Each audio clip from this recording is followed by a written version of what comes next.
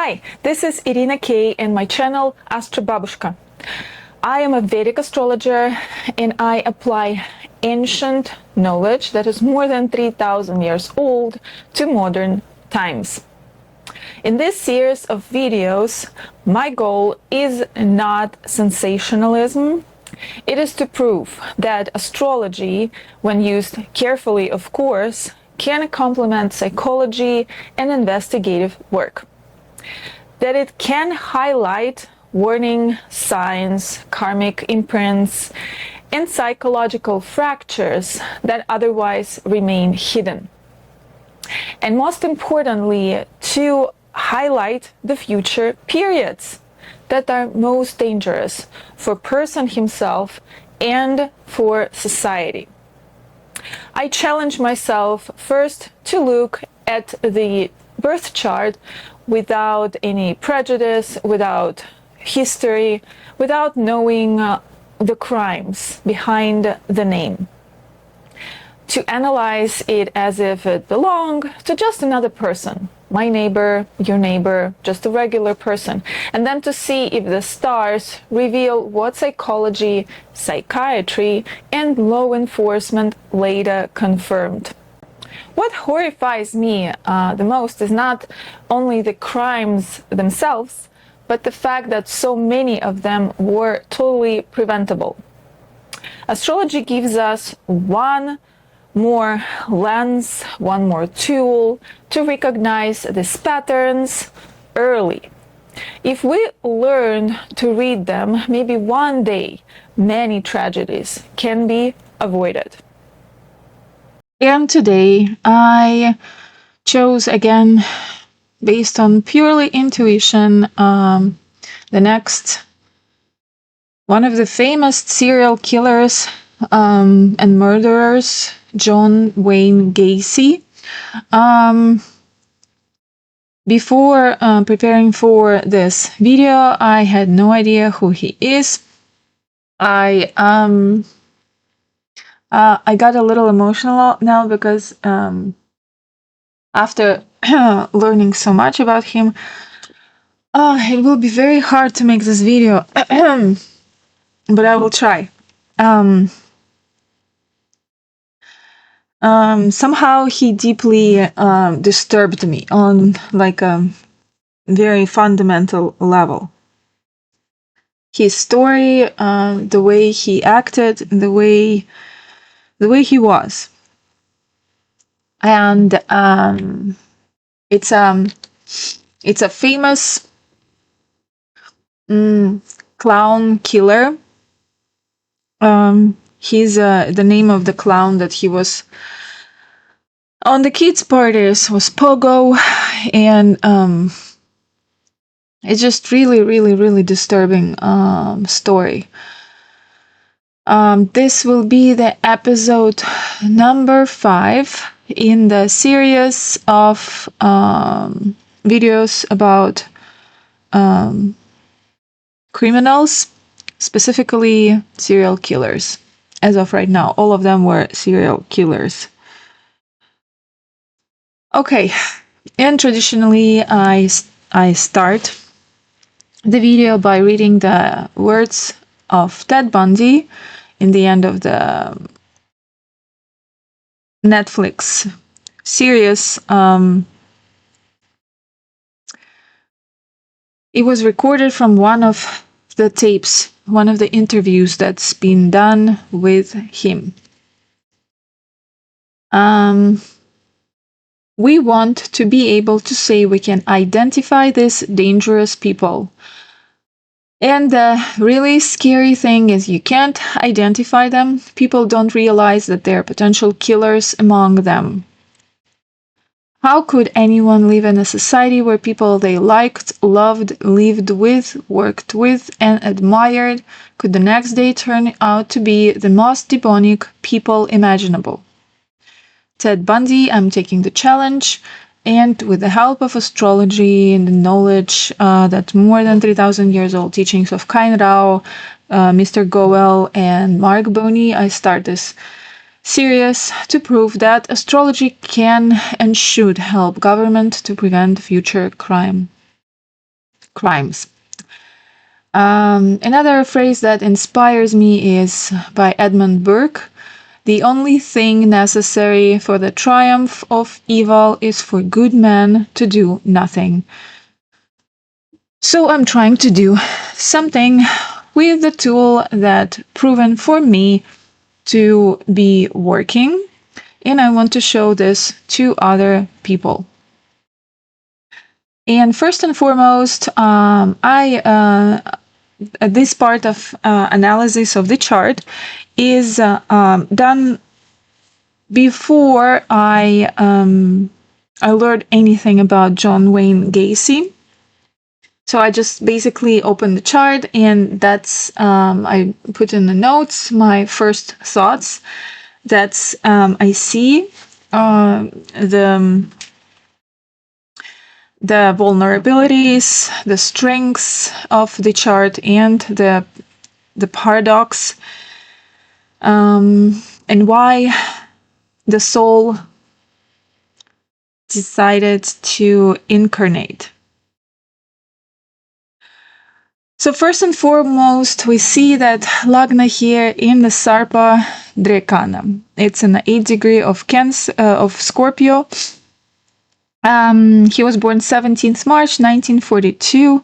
The time is has been rectified, and I mean later on, more or less, I checked the major events of his life.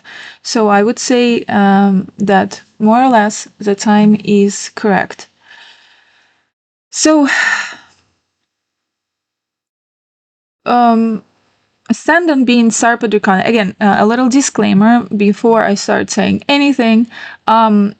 If you are a mature astrologer, or if you're watching it just in curiosity, just one placement, if you find the same placement in your chart or in the chart of your loved ones, that doesn't mean that all people automatically becomes serial killers. I watch and analyze chart in whole. There's like a 60 divisional charts. There's so many different dashas and tools and transits and other checkpoints that needs to be analyzed. So do not take just one of the position and say, oh my God, I don't know, my husband might be a criminal just by one placement, or I myself is a psychopath because of some similarities. Again, this is a complex picture. So getting back to the ascendant in Sarpa Drekana, it gives an instinctive restlessness to the person. Of course, it can be played out in the plus and in the minus. It's all about, specifically Scorpio, it's all about hidden fears, and being in Sarpa Drekana, it's even more amplified, more magnified. Tendency toward self-sabotage. It can also make the native secretive with layers of their identity revealed from others. Now, what the first thing you see is that in the Kendra, in the 4 houses, 1st, 4th, and 7th, and 10th houses, the core of the chart, we can see 4 malefics. So it's a Rahu Ketu, Saturn, and Mars. Mercury, by being in association with Ketu and under the influence of Rahu, also becomes sort of malefic. Also, it's the ruler of the 8th house and 11th house. These are 2 not good houses for the planet to rule. And so it's even more than 4 malefics like this. It becomes 5 malefics. And this creates resilience, but also inner friction. The mind often feels under pressure, under siege, producing either defensive brilliance or destructive compulsions, or both. Such people frequently feel they are fighting with the world, or that the world is pressing on them from all sides. Now, the for the Scorpio rising, one of the best yogas that can be is the Sun and Moon conjunction. In this scenario, Sun is the ruler of the best Kendra house, the 10th one, and it's in Trikona house, in the 5th house. And Moon is ruling the 9th house, is the best house for high morality. It's the best Trikona house, and it's in another Trikona house. So this calls Dharma Karma Dhipati Yoga. And this is a signature for inspiration, for higher purpose. The person feels some higher mission that needs to fulfill in this lifetime. Also, it speaks about the ability to align your destiny with a righteous action. The moon is dark here. It's 3 degrees away from sun, and it would be more favorable if it would be more degrees between them. For example, sun is in the beginning of Pisces, and moon, if it was closer to the end of the Pisces, it would be so much better already for John Wayne Gacy. But here we have what we have, and psychologically it burns away emotional clarity. Moon is emotional mind, moon is emotional intellect, and it's basically dark. It doesn't have any it doesn't have ability to reflect sun's light whatsoever. And it points to inner conflict with parental archetypes. We see that both sun and moon are representing father and mother. And here, the father's presence, right from the scratch, we see that it overshadows mother's presence in life. Or it's disabling anything good that mother can give to the child, and it's basically doesn't let this to happen. And it's leaving the emotional body weak, dependent, or in this scenario, it's not eclipse, but in symbolically, it is sort of eclipsed. And I have another proof for that using Bhava Chalita chart that I will talk a little bit later. So the 5th house that the conjunction is happening, it's the house of creativity, romance, speculations, investments, and it's a relationship with children. Here, again, I speak about the person that I don't know yet about. This is my notes from the moment I just opened his chart.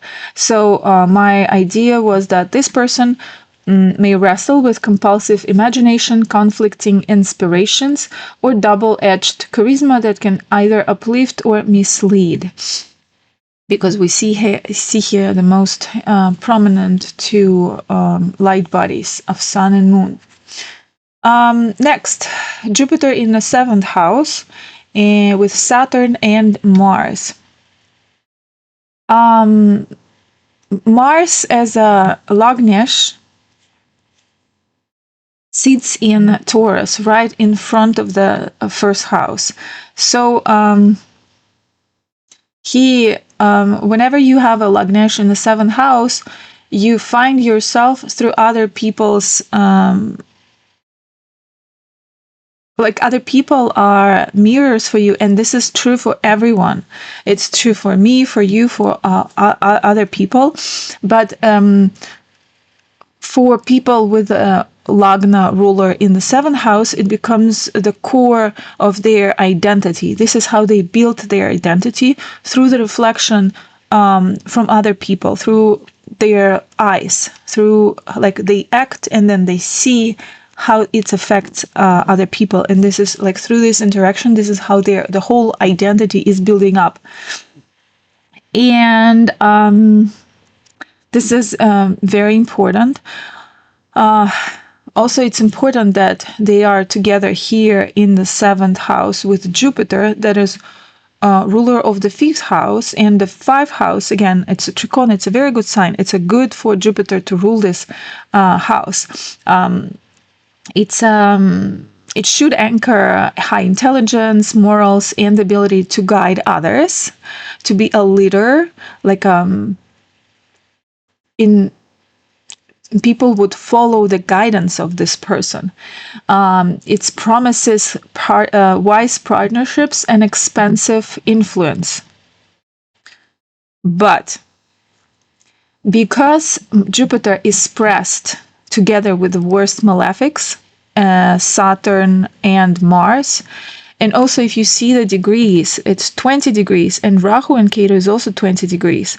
So and Venus is also 20 degrees. So Jupiter, Rahu, Ketu, and Venus, they are sort of very, very, very closely tied with each other.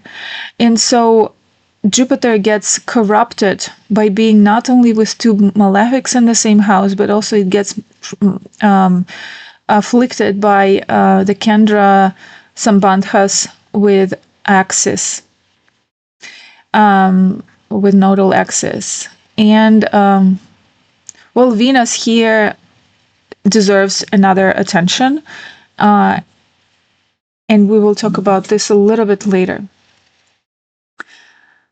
So, Jupiter represents morality, and morality is being compromised. It's pulled between low, which is Saturn, low, restriction, coldness, and Mars. Mars is aggression, desire. It's himself, because it's his Lagnesh. So this can manifest as a difficulty in relationships, rationalization of questionable actions, and inner moral conflict where ideals are crushed by practical frustration or raw drives.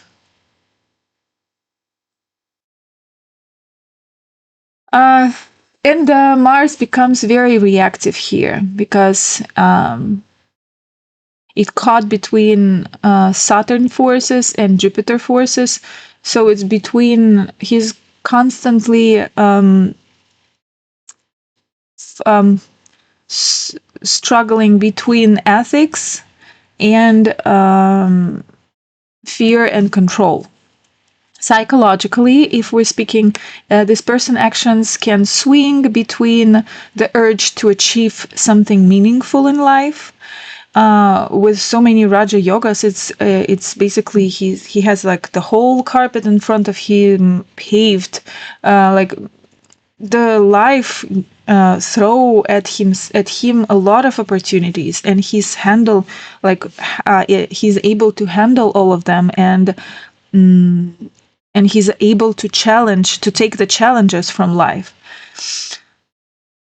But also, it's there's a pull toward frustration or destructive assertiveness.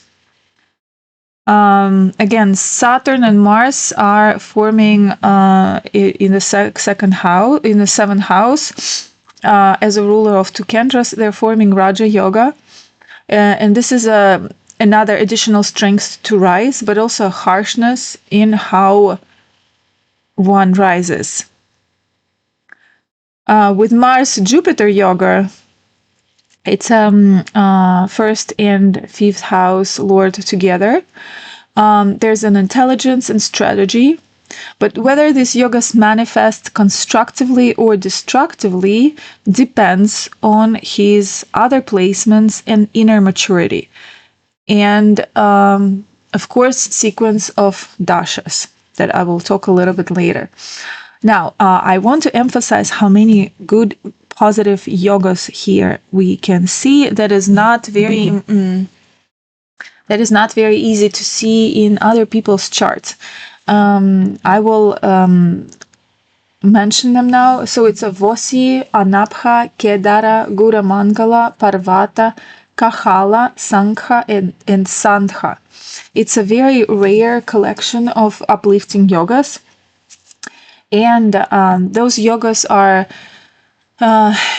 indication for brilliance, for eloquence, for high level of self-organization, capacity for leadership, and resilience under pressure.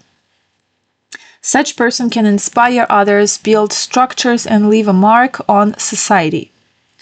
The yogas provide charisma, courage, and creativity, gifts that could make the person an admired figure.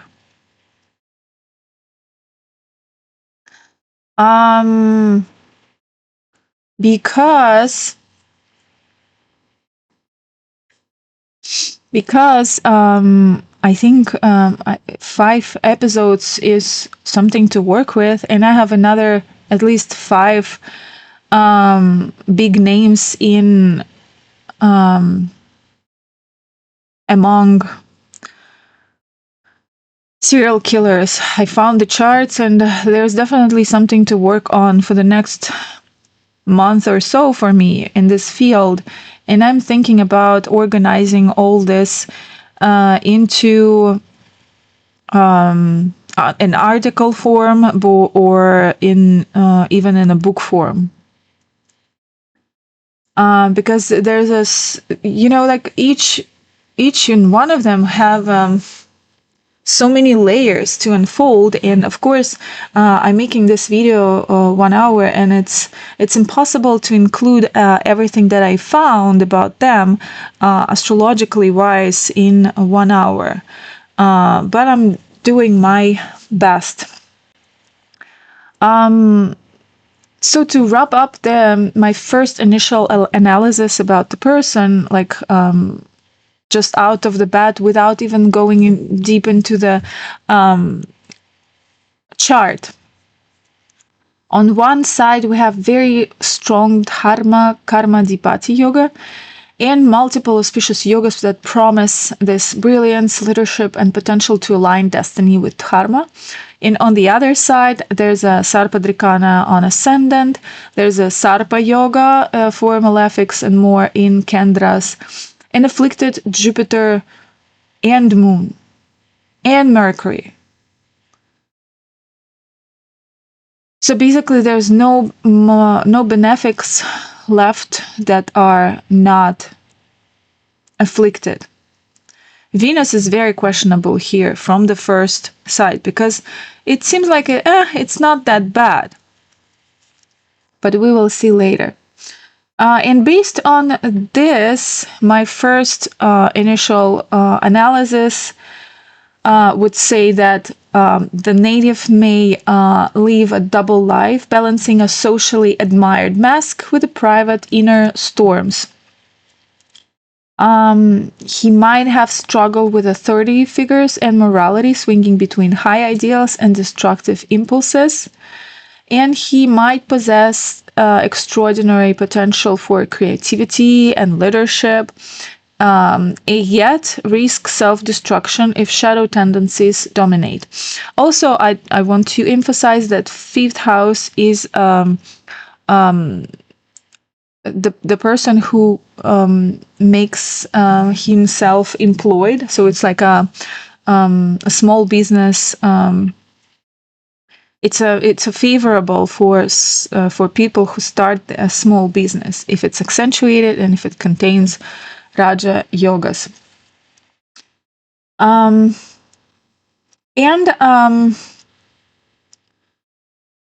see the split potential just from the Rasi view. And here, before diving into the layers of divisional charts and checking other stuff, I would always check Bhava-Chalita chart to find confirmation or not confirmation of this idea that the person have a split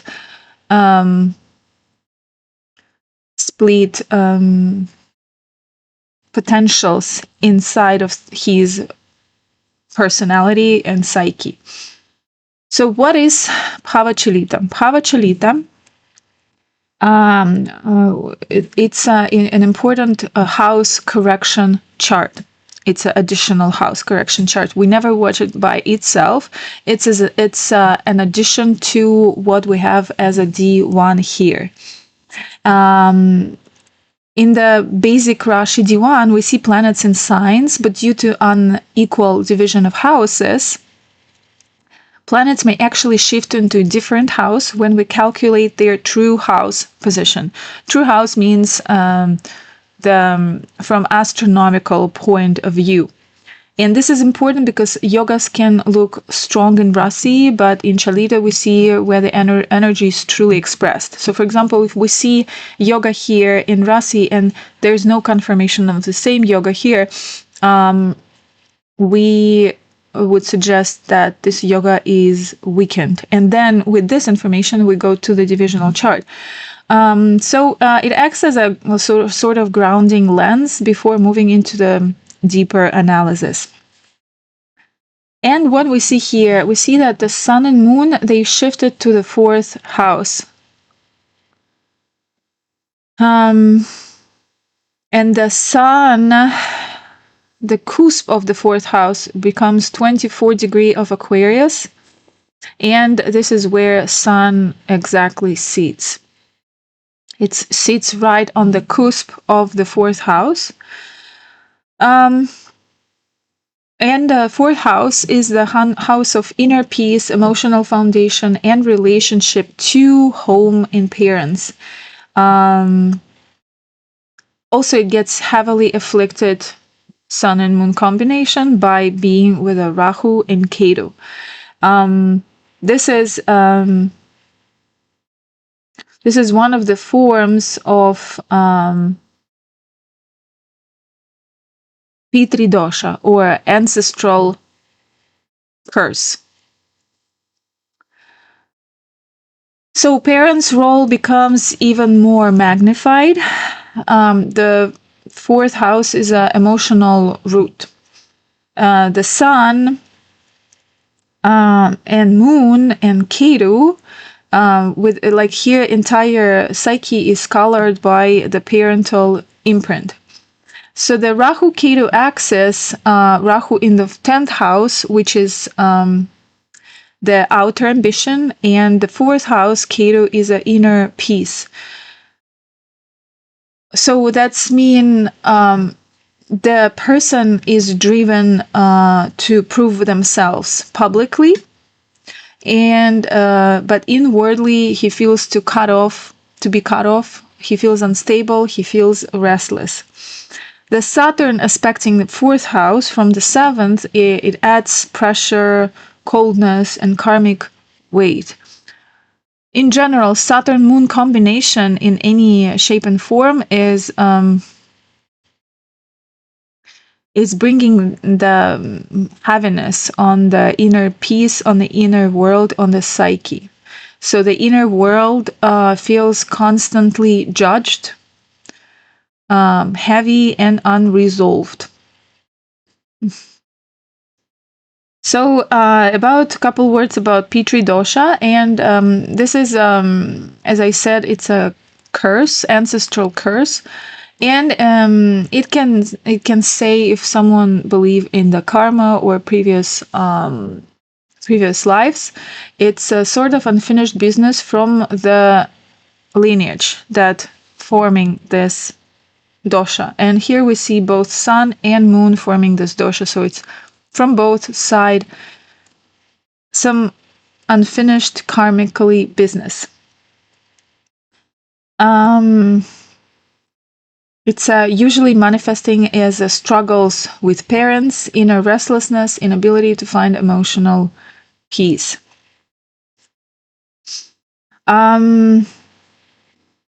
So to wrap it up, before going into the charts of the soul, which is D9 and D60, the chart for the parents, D12.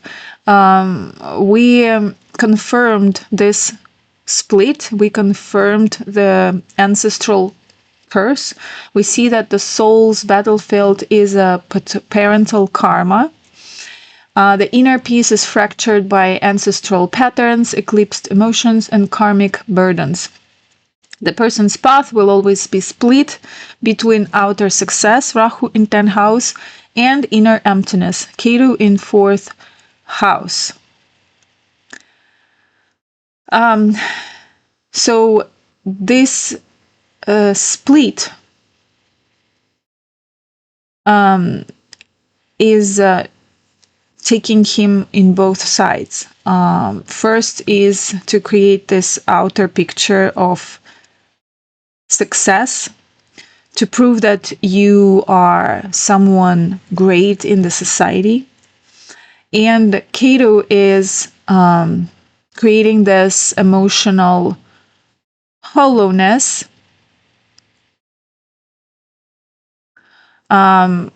constant desire, because there's a hole inside of the heart, there's a constant desire to fill it up. And filling up is happening through the 10th house, where we see Rahu. So the 10th house will be career, reputation, and the image. And this is where the person will most likely put a lot of effort to cover up his holes in the inner world.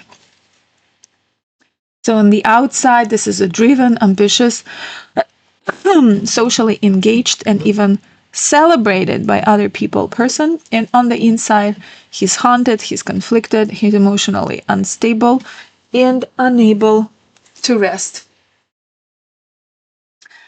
Next, what I want to watch first is a sequence of dashas to understand where the person started his life in the childhood and how it developed, which planetary influences gonna shape him as an individual. Excuse me.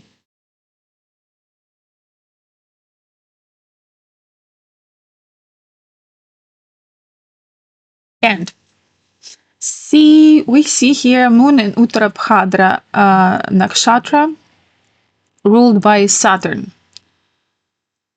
So the first years of his life will be in Saturn nakshatra until 13, and then Mercury. But this chart is a perfect candidate to be used not Vimshottari dasha, but Ashtotari dasha. And I will definitely use this dasha because it has proven to be working in other charts.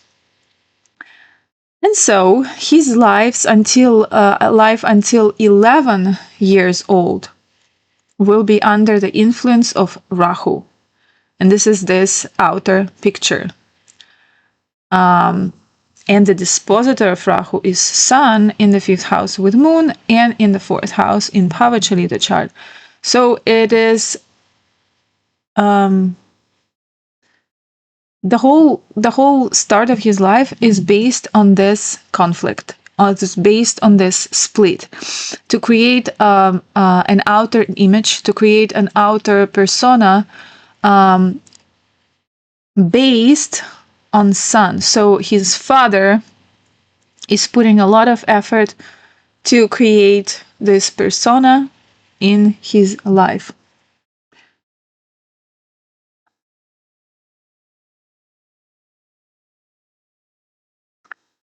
So the inner identity is fractured by parental conflict right from the beginning, yet pushed toward outward display. And after Rahu comes Venus period. And Venus is highly significant here. And it lasts from 11 years old till 30 years old. And this is where the final shaping of his personality happening. Here, without understanding one thing about Venus, we cannot go further. It changes sign. Not only it's in the third house, if it's a mild dusthana. It rules the 12th house. Okay, it can be neutral house. It can be about changing where you live, constant, constant road trip somewhere, and so life based on the short travels and long-term travels. But Venus is changing signs in exchange signs with Saturn. And it connects us again with Mars as a Lagnesh, Jupiter in the same degree as Venus, making Trikona Sambandha, and Rahu and Ketu again axis. So, psychologically, Venus periods can awaken magnetism, charm, and attraction, of course.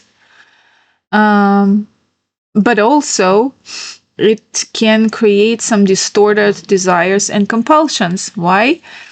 Because the nakshatra that Venus is Shravana, and Shravana nakshatra ruled by moon, and moon we have here darkened. And in Pavachalita is on the axis with the Rahu and Ketu, which create this split. So the split of his personality directly affecting his Venus.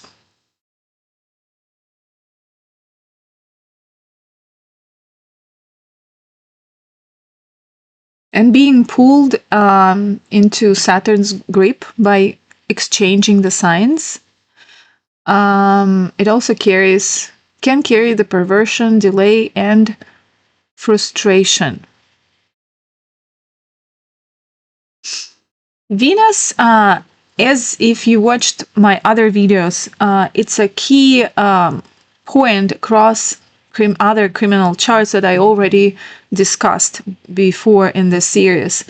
Just as in Ted Bundy's chart, Eric Menendez, Charles Manson, Venus become a crucial trigger in timing. Venus is a planet of attraction, pleasure, relationship. Here it also rules the house of relationship, the 7th house. And when it's under the stress exchange with Saturn, it distorts into something not healthy. It can be lust, it can be obsession, it can be perversion. And in many criminal charts, Venus is either the dispositor or the nakshatra lord or the dasha ruler where the critical acts unfold. Or it's together with the planet that dasha is active at the moment of the criminal activity when it started. And so in this chart, Venus cannot be read alone as any other charts, of course. We read it all together. So just by itself, Venus being in a Capricorn doesn't mean that a person will be doing something wrong during its Mahadasha. But together with other placements here, it's, for example, with a Jupiter that is all about ethics, conscience, it's squeezed and afflicted. And Sun and Moon here, connection with Moon through the Nakshatra Lord. It's connecting us not only to his emotional mind, but also to his ancestral struggle and to his this Pitra dosha, or his the ancestral curse. And these three planets, Venus, Jupiter, Sun, and Moon, must be studied very, very closely in all divisional charts. because they hold this the like a core of this person's life path. Now,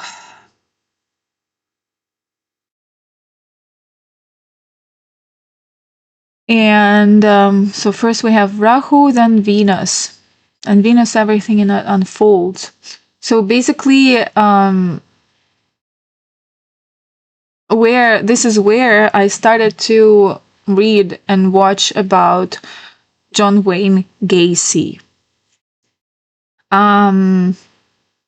One of the interviewers told about him, Gacy is like onion, that you peel the layers over and over until you get to the core. This was, I don't know, so far maybe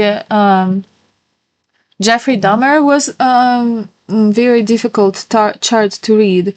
And this probably even more difficult because there's so many there's so many good features that have like good potential. And this is what upsets me, I think, most, is because I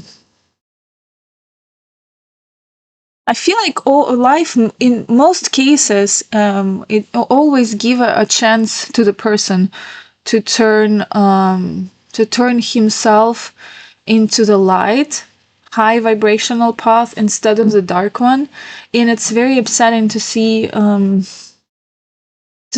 that it's not happening. What struck me in one of the tapes is when he said about one boy whom he killed later, who worked for him. So he had a construction business, and mostly he was hiring young boys to work for him.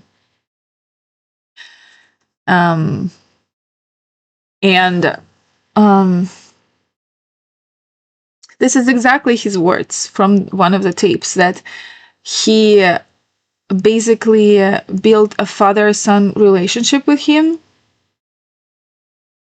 and then he killed him. So this is something to look into, the relationship with the father in the divisional charts. And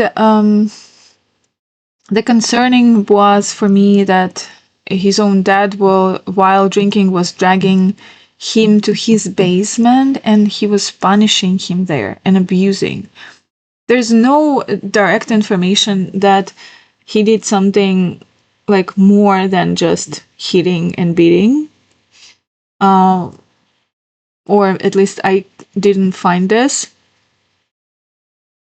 But what if something bad happened back then? In Wikipedia, it was said that some of the family members or friends were molesting Gacy when he was a kid. But in the Netflix, I watched all the 3 episodes. There was nothing about this in Netflix, so I don't know if it's true or not. But this is just, a crazy realization for me that he put into the crawl space 29 of his victims, and basically this is where he had probably the worst memories of his life when he was growing up, and when his personality was forming. It was in the basement and the father's home.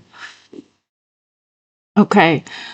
So now I think it's the time to read a little background about of the John Wayne Gacy. So he was born in Chicago, Illinois. He was the second of 3 children, and his father was an alcoholic and abusive, while his mother was protective but submissive. Totally see here, because moon is darkened. Gacy grew up with a constant criticism and physical beatings from his father, which left deep emotional scars. Totally, because Rahu period, his father, son in the 5th house, was demanding him to be this and that. But John Wayne Gacy was not athletic. He was not this. He was not that. So he was constantly being mocked by his father for not living up to his standards. He was a little overweight, and then he had like some heart problems. Yes, here. Gacy had health problems, including congenital heart condition and blackouts. He was dropping and fainting and blacking out. He was never athletic and felt like a disappointment to his father, struggled with his identity and sought approval through charm and people-pleasing. Worked in construction and eventually owned a successful contracting business, became active in local politics and community events. He's known as a clown at children parties under names Pogo the Clown and Patches the Clown, and he was doing it for free, as I understand. Married twice, but most marriages collapsed due to infidelity and sexual issues. For the sexual issues, I would always see how Venus and Mars are interacting with each other in divisional charts. In the first and foremost, I would go to D60. We don't know exact time birth, like up to the second, but here, I would not watch the house where it's placed, but I would definitely watch the sign and the placement together. So here we see that Venus and Mars and Ketu together in the sign of Gemini. So there's a Ketu that has this potential to cut, to remove, to make it weird, to make it perverted, and Venus and Mars as together sitting here. Venus and Mars are more than often seen together or in very tight aspect and degree in the charts of LGBTQ community people, because there's basically Venus is a more feminine energies and Mars is a more masculine. So we can see here that there's a conflict between these planets, but also there's a Ketu being together with them, which makes it hard to work around. And it can be also like the sign of denial, like if also the time that everything was happening back then, being not heterosexual was something that society wouldn't accept. And I guess we can see it in the deep soul chart of the John Gacy.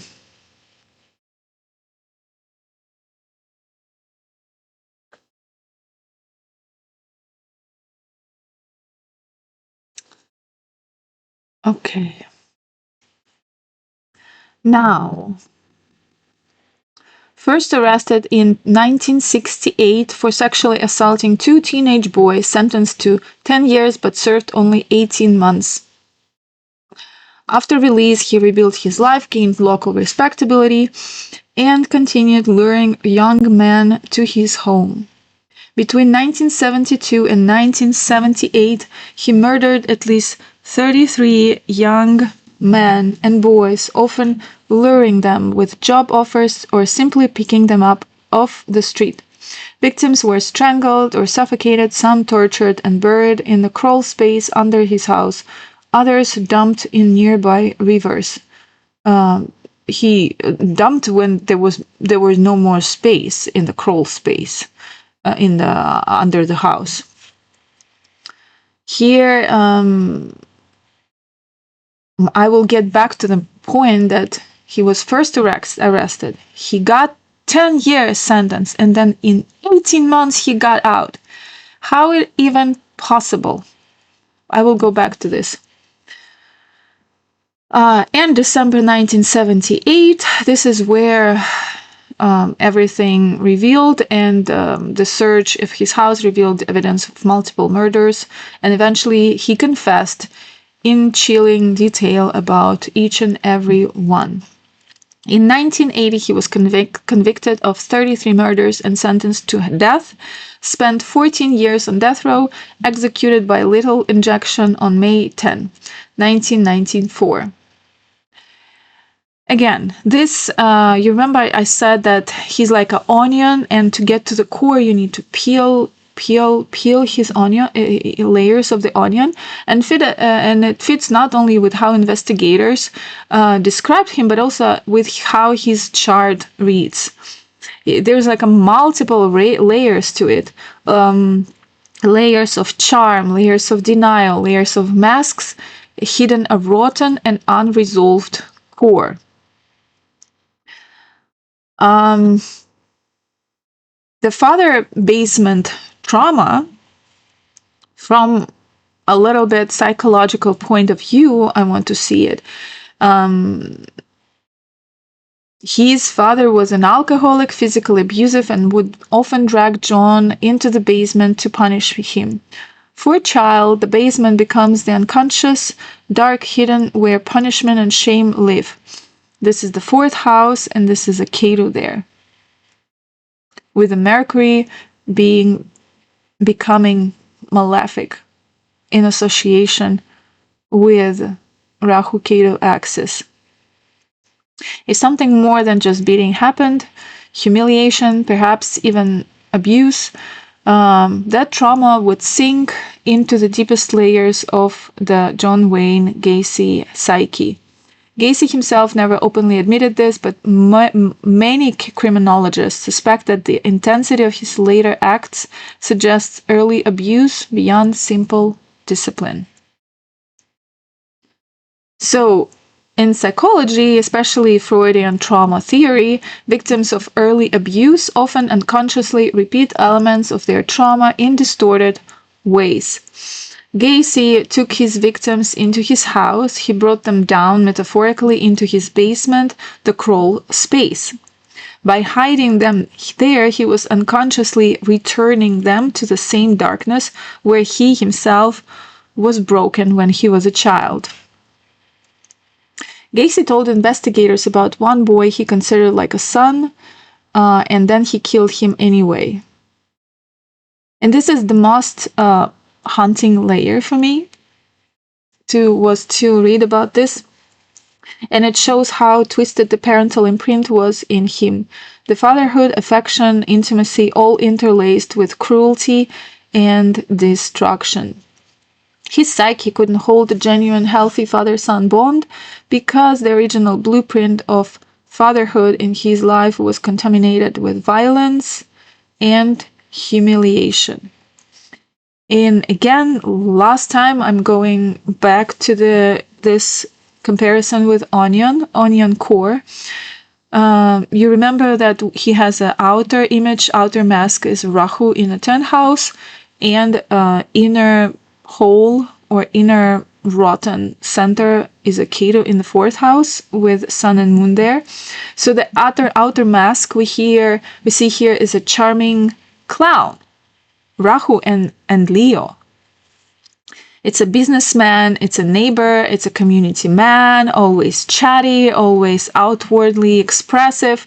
Second layer is a sexual compulsions, hidden desires, and exploitation, with Venus being active from 11 to 32 years old, where he became who he became as a famous.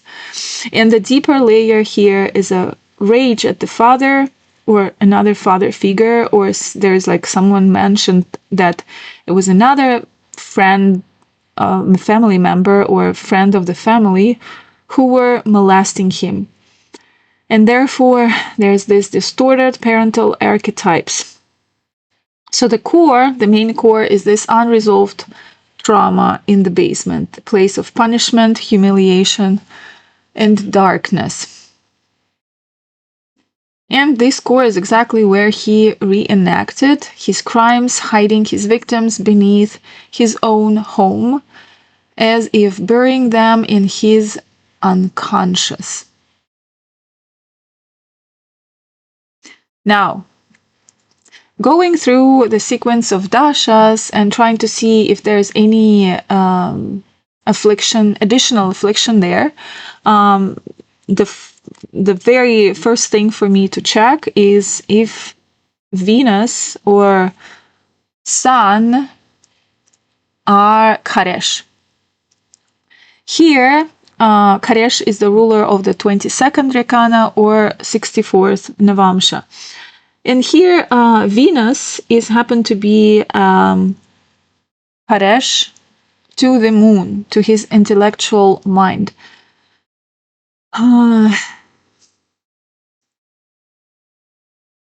And Venus was, this is the period when was the most formative for him. And when the planet that is Karesh to the moon, and it's also connected to the moon in the Rasi chart, so during these years, there's a high probability of affliction happening to the psyche of the person, to his emotions, and to his intellect. In the Parivartana exchange with Saturn, the desire getting very tied together with frustration, coldness, and a feeling of burden. And Venus is repeatedly tied therefore, to distortion, perversion, and obsession. So the first arrest happened in 1967. It was August 1967. So let's say it was, we don't know exactly the day.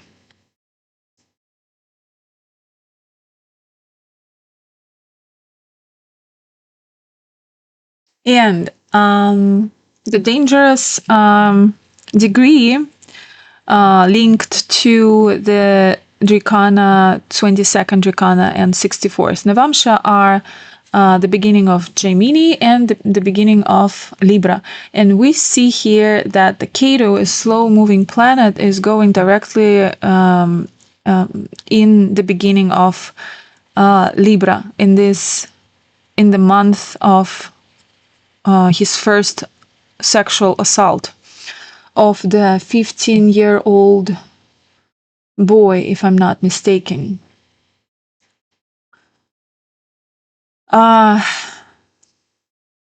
When slow-moving planet goes through these dangerous degrees, and there's additional affliction during this period, and this period was also Venus-Jupiter. So both Venus and Jupiter are not a good planet for Gacy.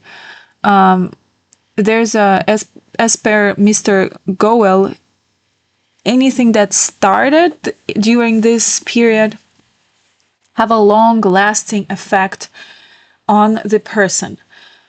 So because his first major crime happened during that period, that marked a high probability that that will be the beginning of many others. So this is something important to notice.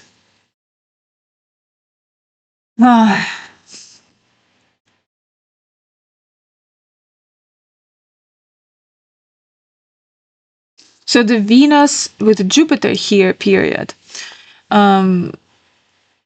it can be collapse into rationalized desire plus moral failure, because both Jupiter and Venus are strong and inflicted. Venus here, and it's Karesh itself, something that is hurting and afflicting Gacy's mind. It was transiting over Rahu, natal Rahu. You see 19 degree, 20 degree. This creates a window where distorted pleasure, letting out, and getting over, like getting escaped from conscience. Sorry. Now, again, Ketu here, I forgot to mention that by being transiting over Libra is a natural 7th house, is in a house of relationships. So it plants the seeds of violence, especially in relationships with other people. And the Saturn here is, we see, transiting over Sun and Moon in Pisces, and this is extremely heavy. It adds another layer to this. It eclipses both the father and the psyche, or the mother, simultaneously. And with the third aspects, it also afflicts the Mars Lagnesh and Jupiter. So it directly squeezing his actions, desires, and moral compass. So altogether, might push him towards rage, repression, and distorted pleasure exploding into reality.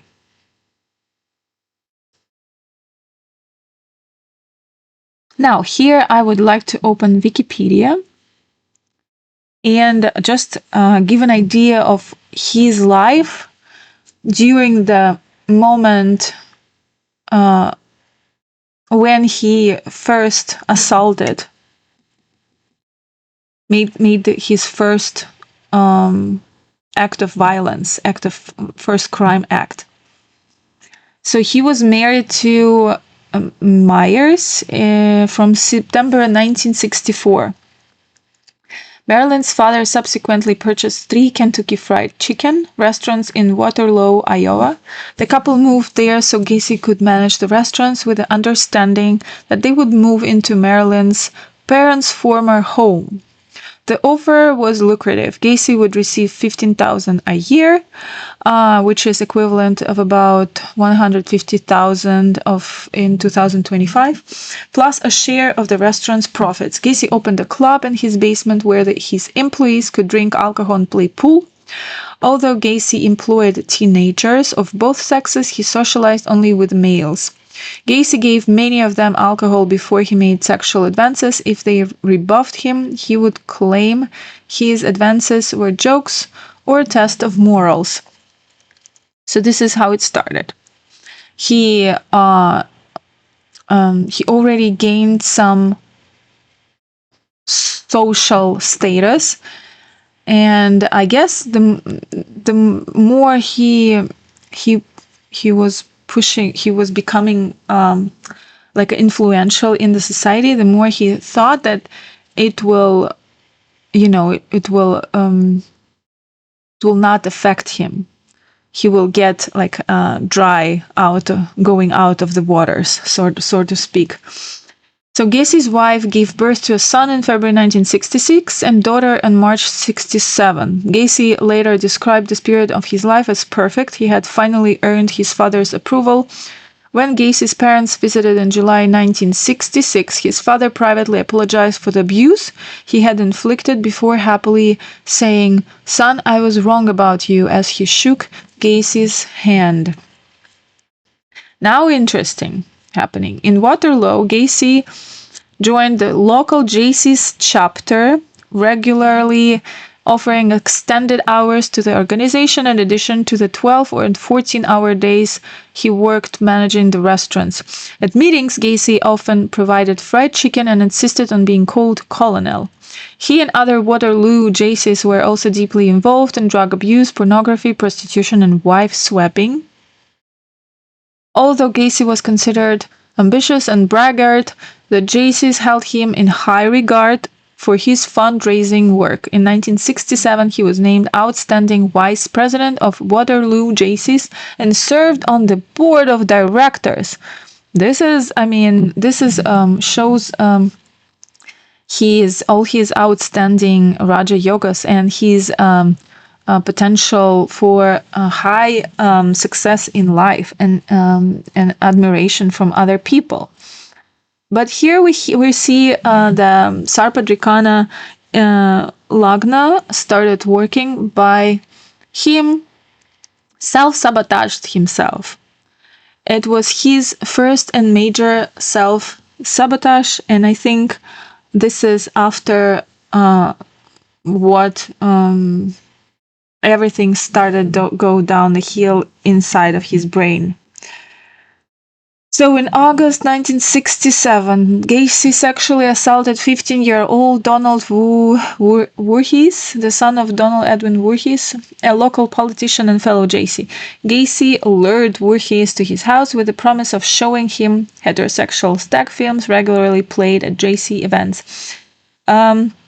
Gacy pleaded Voorhees with alcohol, allowed him to watch a stag movie, then persuaded him to engage in mutual oral sex.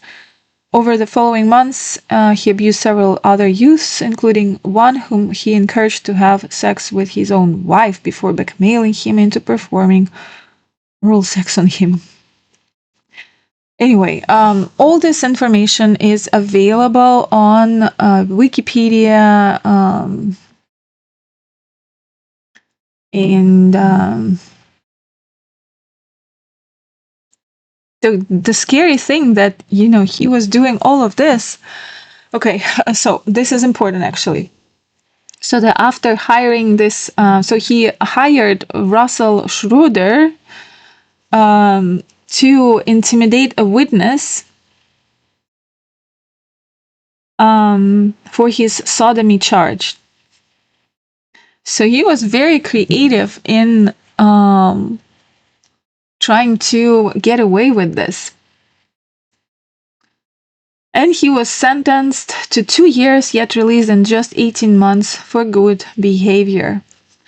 What is interesting here and the most important to take out for me as a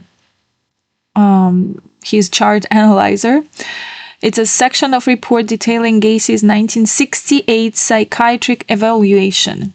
The most striking aspect of the test results is the patient's total denial of responsibility for everything that has happened to him. He can produce an alibi for everything. He represents himself as a victim of circumstances and blames other people who are out to get him.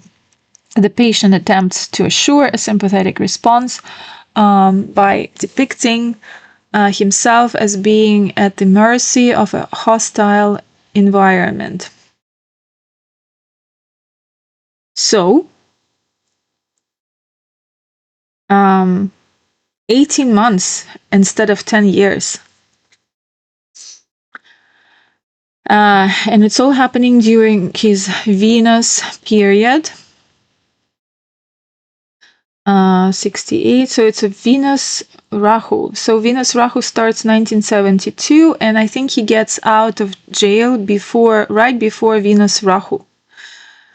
In the middle of Venus Jupiter. And basically this outer mask and this yogas of brilliance and high status and magnetism and charm, it's all winning over the system, the people, the society. He played the model inmate, cooking for staff, building a golf course, smiling, performing reformation, while the inner fracture, Ketu with luminaries in the 4th house, afflicted Jupiter, all remained untouched. His chart gave him enough charisma and cunning to survive institutions, but not enough inner stability to reform actually. I think it was turning point. It was like this critical fork in the road. And this is where psychology actually identified him as a psychopath, identified him as a danger with antisocial personality, that there's no treatment possible, and still society failed to hold the line. The system let him out, and the story continued. This is something that happened with, if I'm not mistaken, with Jeffrey Dahmer, with Manson, with Ted Bundy, probably no. But like, this is where it should have stopped, period. He was caught, he was diagnosed, the system knew, but unfortunately, this outer image, this brilliance in his chart, his ability to perform, to manipulate, it opened the door again.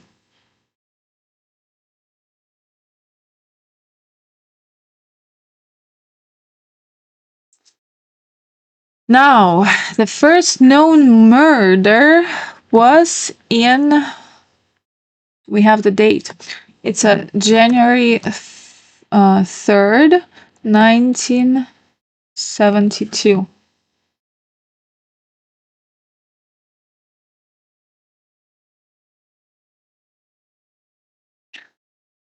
So this is his natal chart, and on the left is the transit.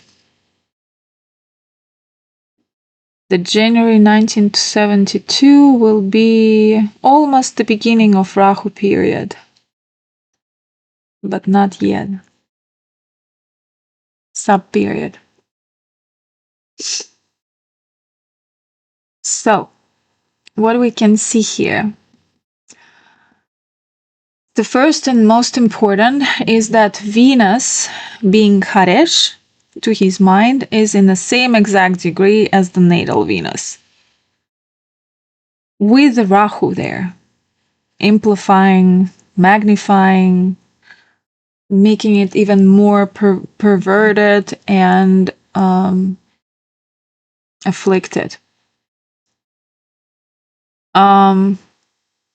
Symbolically, Rahu, that we have in the 10th house of his natal chart, the mask and the desire Venus, they are aligned perfectly together, and his 10 hands were untied and his inhibitions dissolved. And this is where we should check the solar return chart. And it would be 1971.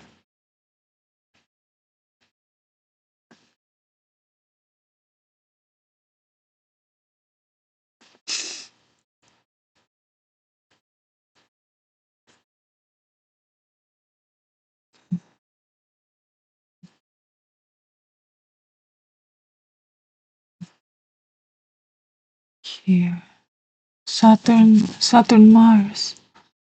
Okay, so here the most important thing to see in the solar return chart, that the ruler of the year, 1971, was Venus. Why I watched 71? Because that's astrologically correct. And the Muda Dasha, the period when he performed this act, was Saturn Moon. That's just unbelievable how accurate this solar return chart shows what happened.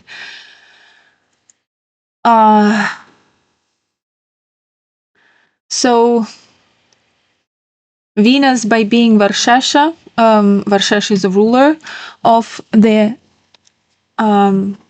chart, and being Karesha, every vibration of that year was under the influence of distorted Venus. Venus here is in the same almost degree as the natal Venus, together with Rahu. Moon in Scorpio, his emotional mind is deeply, deeply, deeply challenged.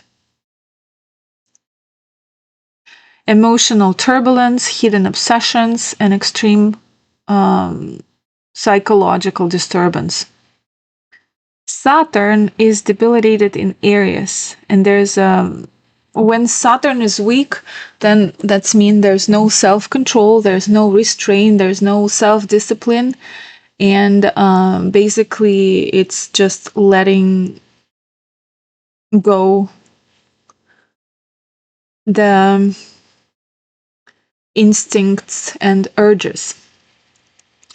Mercury is also debilitated in this chart by being in with the Sun in Pisces, and this is fractured reasoning, deception, self-delusion, communication can be twisted.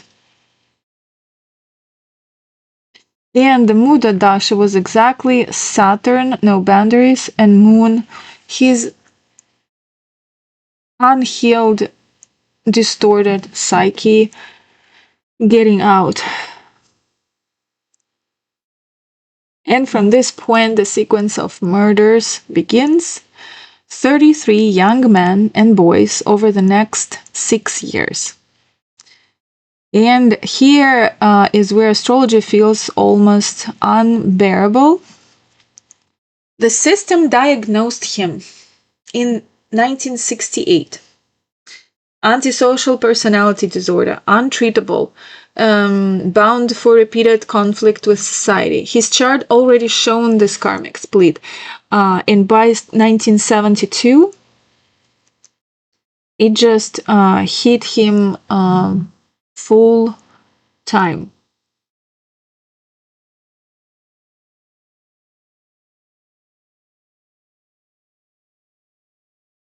I feel like this should have been prevented.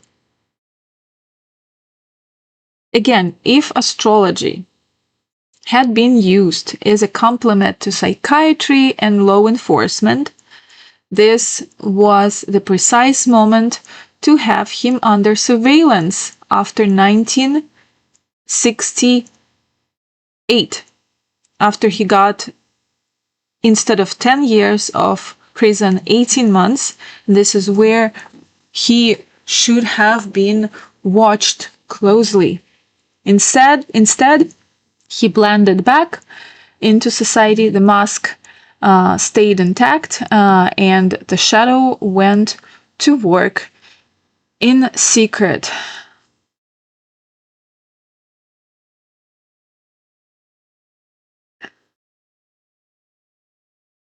This is it for today. I cannot watch all the murders and other years and analyze it, because it was very hard for me to do even this. But I hope I gave an understanding how astrology can help to prevent future crimes. See you in the next video.